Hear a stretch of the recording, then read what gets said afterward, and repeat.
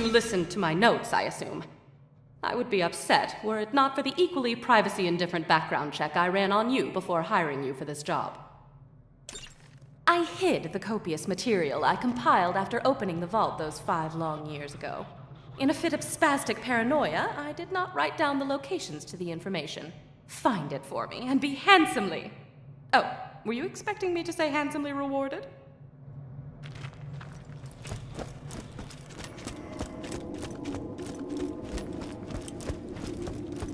Wouldn't be on this dumb planet if I hadn't shot that cop.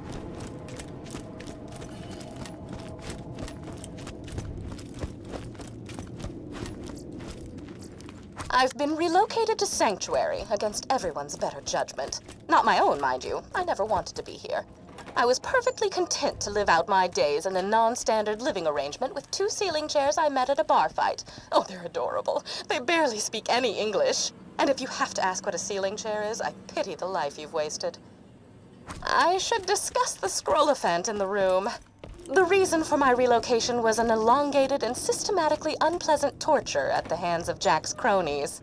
Roland and his well-defined pectoral muscles were kind enough to entrust the vault key with me after the awakening of the Destroyer, not to be confused with the Warrior. Seriously, those sound nothing alike. Oh, right, torture.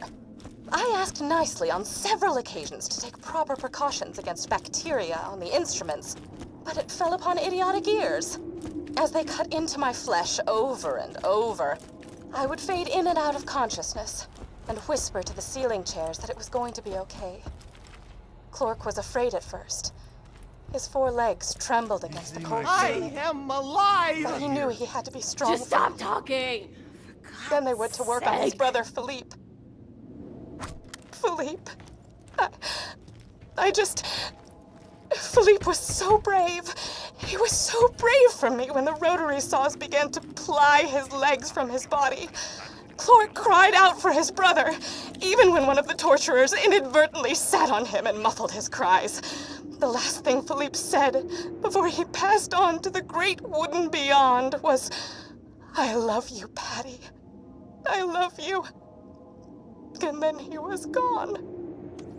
It's lonely here in Sanctuary. Sure, Clark prattles around on the ceiling, but it's hardly the same. Jack has taken so much from me. Jack has taken the only happiness I've ever had in his asinine quest for the warrior and more power. Revenge is as pointless as music, but on this occasion, I will allow myself the revenge.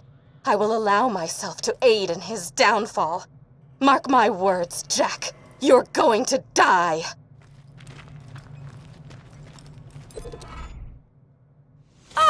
The chronicles of my torture. I shall warm up some cold cocoa and listen to these again.